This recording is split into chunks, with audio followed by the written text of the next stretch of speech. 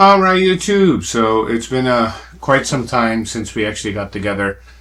I was traveling. You guys saw some of that. Make a couple more videos on Punta Cana for you guys, so you guys can see what to do and what not to do when you go there. That's coming, and then I'm getting over a pretty bad sickness, so getting better now. So hopefully I sound good enough here to make this video. As promised, what are we talking about today? Bam! We're going to talk about this. This is the 1D Mark III. So the DSLR Supremacy continues with Canon, and we did the classic, the 1D Mark II, and then now this is the 3.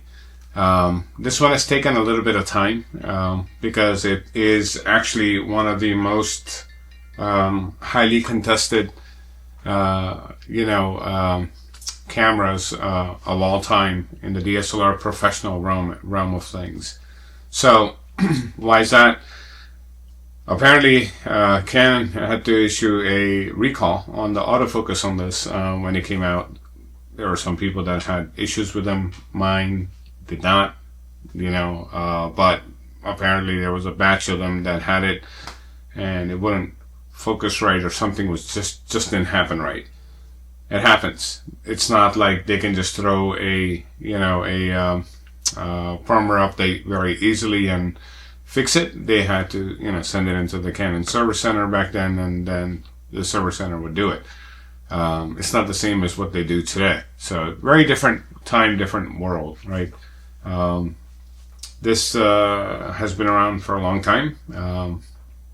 And this camera also, as much as it was hated, it was also loved. I loved it because this is the first time we actually broke that 8 megapixel barrier with a high-speed camera that could do 10 frames per second.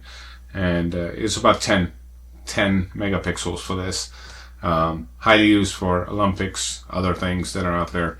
But the one thing that I loved that they preserved and kept was, I don't know if you can see this, but the blue, backlighting. I think it was cool. And then they went back to the orange and different things, but the blue just looked classy on here. It was just cool, very cool, especially at nighttime when you put it on. I mean, anyone that was around you, they were like, wow, what is that? So nonetheless, it's about 10 megapixel. It's built like a tank, just like the 1D Mark II. This is the 1D Mark III. Again, it's still a 1.3x crop. This is not a full frame. Full frame did not come until unless you bought a 1DS Mark II or 1DS Mark III, and then when we got to 1DX, they mashed the 1D and the 1DSs together, and then they made the 1DX. That's sort of the history on where you are. The other big thing is this is one of the first cameras back then to get rid of firewire, because the previous two had firewire in here.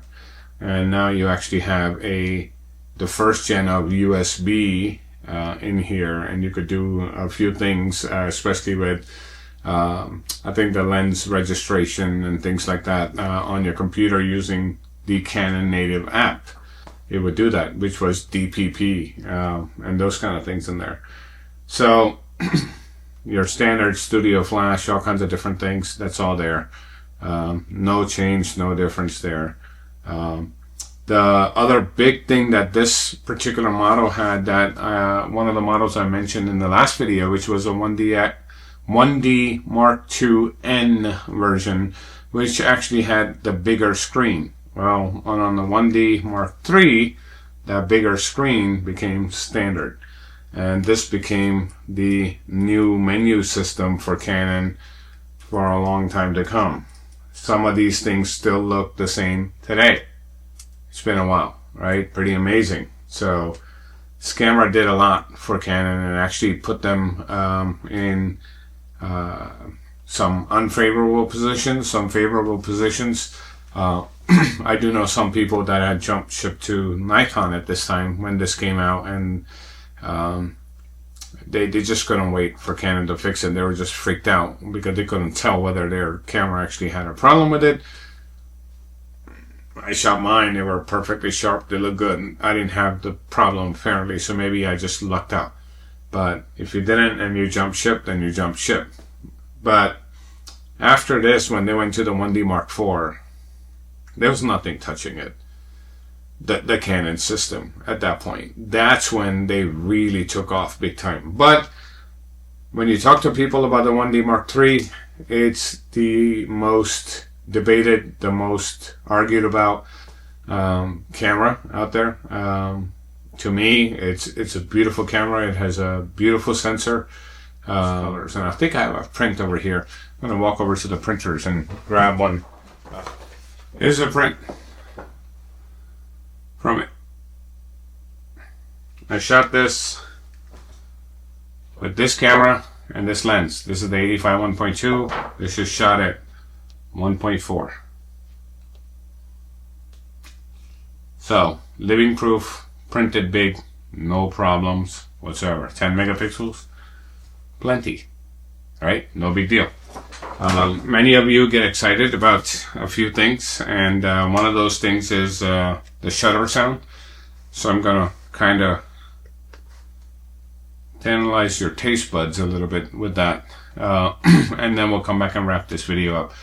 There's not a lot to really talk about in this. All I can tell you is this is definitely, this entire lineup is, you can see it up there, is definitely one of the greatest cameras ever produced on the planet that has captured more photos than any other brand on the planet, right? I'm talking billions and billions of photos that have been shot on these cameras for every sports arena out there, Olympics, all kinds of different things. So pretty incredible. So with that, I'm gonna try and see if it actually will do this, but we'll do it here. Let me go and take this guy off. It's trying to do that. Maybe you might be able to see it. It still can fire. So when we keep on running after, oh, gotta have a mirrorless, do you? Not sure why, but whatever. You know, knock yourself out. I do have a video coming up. A lot of people have claimed that DSLRs have been dead and they're making a comeback. Well, I'm going to make a video that says they never left. The problem is you left it. They're coming back. You're coming back to it. DSLRs are not coming back. Because I've been saying this for years, and now all the other YouTubers, they have nothing else to talk about that's new and shiny that they can sell you and make money on. Because more people are finding that these are better than the garbage they're making today that require firmware update every freaking 2 weeks. So, how many updates did I have on this? None. It's still here. 20 years later in my hand. You just saw it fire. I hope your mirrorless lasts you that long. I don't think it will, but maybe I'm wrong. Prove me wrong. Maybe we'll touch base in 20 years from now. With that, that's a wrap on the DSLR Supremacy 1D Mark III, the most debated, most loved, and the most hated DSLR ever made in the professional world. Keep in mind, in the professional world. And just to give you an idea, this one was a little bit cheaper. It was close to about $6,000, like $5,800 back then. And back in those days, it was a lot of money. So don't take it lightly. Even if you're buying one of these under $300, $400, $500 today or less for a really pristine one, you're holding something that's equivalent to like a Sony A1 or a Canon R1 or that level of camera is what this is. So it's not just some bunch of crap that was put together, because 20 years later it still performs the way it does. So with that, like, subscribe, be nice to each other, go out there, create your magic, and I will talk to you in the next video. Thank you.